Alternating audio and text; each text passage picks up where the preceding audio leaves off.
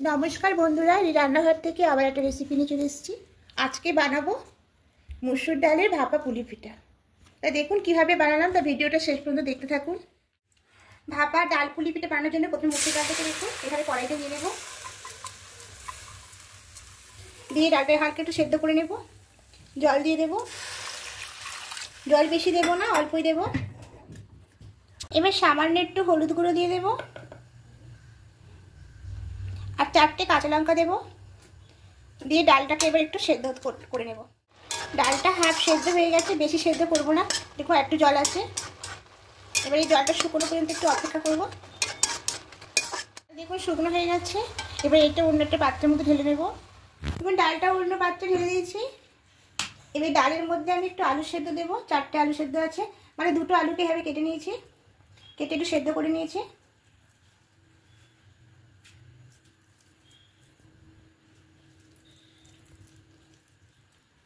এবার এখানে পরিমাণ মতো লবণটা দিয়ে দেব,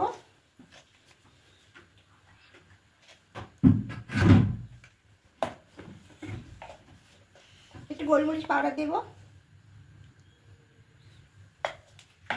সামান্য একটু ভাজা মশলা দেব,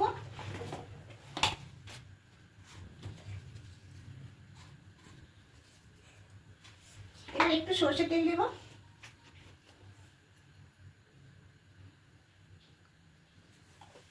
এবার সবগুলোকে চামচ করে একটু মাখিয়ে নেব। এবার এটা ঠান্ডা হলে হাতে করে মাখিয়ে নেব, একটু এইভাবে করে মাখিয়ে চালিয়ে রেখে দেবো ঠান্ডা হয়ে যাওয়া পর্যন্ত। এটা ঠান্ডা হয়ে গেছে, মাখিয়ে নেব, একটু লঙ্কাগুলোকে একটু মাখিয়ে নেব। এবার খুব ভালো করে মাখিয়ে নেব এটাকে। মাখা হয়ে গেছে, সাইড করে নেব। এবার এখানে গুঁড়িটা মেখে নেব, আতপ চালের গুঁড়ি এটা।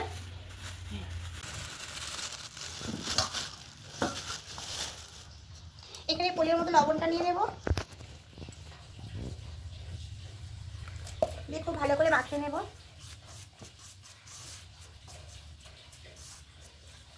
এবার মাঝখানটা একটু ফাঁকা করব। এখানে ফুটন্ত গরম জল আছে, এবার এই জলটা এখান থেকে নেব আর এখানে দেব, দিয়ে হাতা করে বসে থাকবো।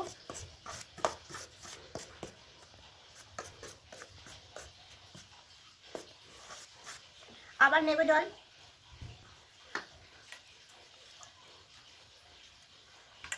আবার মেশাবো। প্রথমে এইভাবে মিশিয়ে নেব, খুব গরম।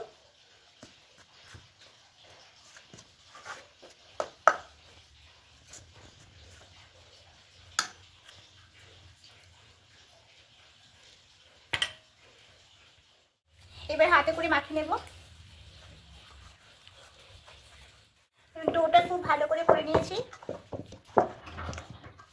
এবার এখান থেকে কিছুটা নিয়ে নেব আর কিছুটা একটা পরিষ্কার কাপড়, যে কাপড় দিয়ে ঢাকা দিয়ে দেব। এবার এখান থেকে লেচি করে নেব।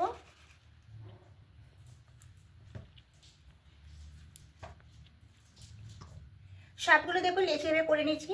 এবার এটাকে চেপটে নেব, দিয়ে বাটির মতো করে নেব।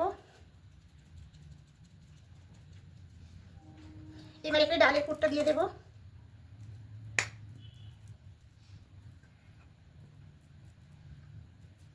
এর মুখটা সিট করে নেব।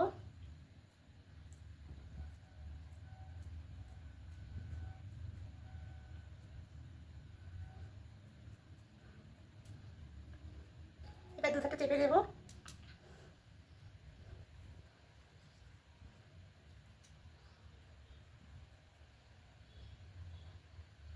এইভাবে প্রত্যেকটা করে নেব।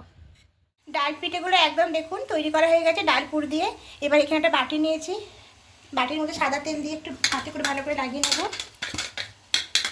আর ওদিকে একটা হাঁড়ি বসিয়ে দিয়েছি, হাঁড়িতে জলটা গরম হয়ে গেছে। এবার এখানে বসিয়ে দেবো বাটিটা, দিয়ে পিঠেগুলো দিয়ে দেব।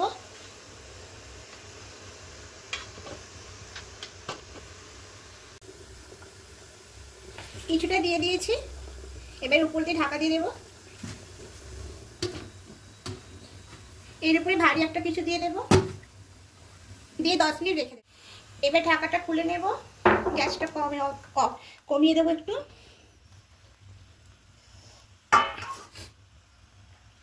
দেখুন এগুলো হয়ে গেছে, নামিয়ে নেব। একটু ঠান্ডা জলে ছিটা দিয়ে দেবো। পিঠেগুলো সব নামিয়ে নিয়েছি, দেখুন কত সুন্দর হয়েছে, কত নরম হয়েছে। আর শীতের মরশুম মানে পিঠে খাওয়ার সময়, তা এরকম করে বানিয়ে দেবেন, খেতে খুব ভালোই লাগবে। আমি একটা ভেঙে দেখাচ্ছি, দেখুন কত সুন্দর হয়েছে, পুরে একদম ঠাসা, আর খেতেও দুর্দান্ত লাগে।